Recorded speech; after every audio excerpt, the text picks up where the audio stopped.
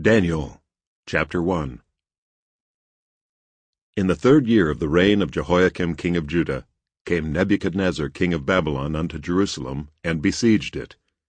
And the Lord gave Jehoiakim king of Judah into his hand, with part of the vessels of the house of God, which he carried into the land of Shinar to the house of his God, and he brought the vessels into the treasure house of his God.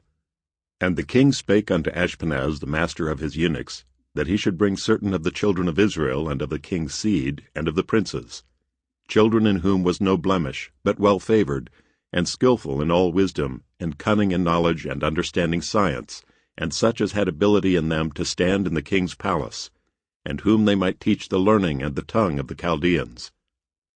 And the king appointed them a daily provision of the king's meat, and of the wine which he drank, so nourishing them 3 years, that at the end thereof they might stand before the king.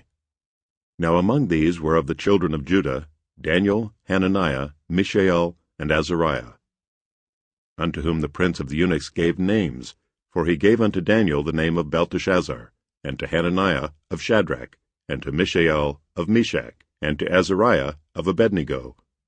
But Daniel purposed in his heart that he would not defile himself with the portion of the king's meat, nor with the wine which he drank. Therefore he requested of the prince of the eunuchs that he might not defile himself. Now God had brought Daniel into favor and tender love with the prince of the eunuchs. And the prince of the eunuchs said unto Daniel, I fear my lord the king, who hath appointed your meat and your drink. For why should he see your faces worse liking than the children which are of your sort?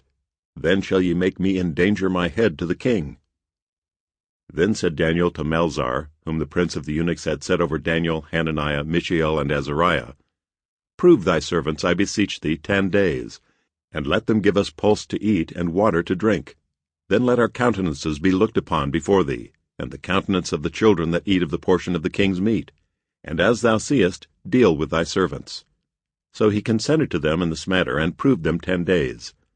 And at the end of 10 days their countenances appeared fairer and fatter in flesh than all the children which did eat the portion of the king's meat. Thus Melzar took away the portion of their meat and the wine that they should drink, and gave them pulse. As for these 4 children, God gave them knowledge and skill in all learning and wisdom. And Daniel had understanding in all visions and dreams. Now at the end of the days that the king had said he should bring them in, then the princes of the eunuchs brought them in before Nebuchadnezzar. And the king communed with them, and among them all was found none like Daniel, Hananiah, Mishael, and Azariah. Therefore stood they before the king. And in all matters of wisdom and understanding that the king inquired of them, he found them 10 times better than all the magicians and astrologers that were in all his realm. And Daniel continued even unto the 1st year of King Cyrus. Daniel, chapter 2. And in the 2nd year of the reign of Nebuchadnezzar, Nebuchadnezzar dreamed dreams, wherewith his spirit was troubled, and his sleep brake from him. Then the king commanded to call the magicians and the astrologers and the sorcerers and the Chaldeans, for to show the king his dreams. So they came and stood before the king. And the king said unto them, I have dreamed a dream, and my spirit was troubled to know the dream. Then spake the Chaldeans to the king in Syriac, O king, live forever. Tell thy servants the dream, and we will show the interpretation. The king answered and said to the Chaldeans, The thing is gone from me. If ye will not make known unto me the dream, with the interpretation thereof, ye shall be cut in pieces, and your houses shall be made a dunghill. But if ye show the dream, and the interpretation thereof, ye shall receive of me gifts and rewards and great honor.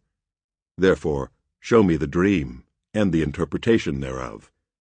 They answered again and said, Let the king tell his servants the dream, and we will show the interpretation of it.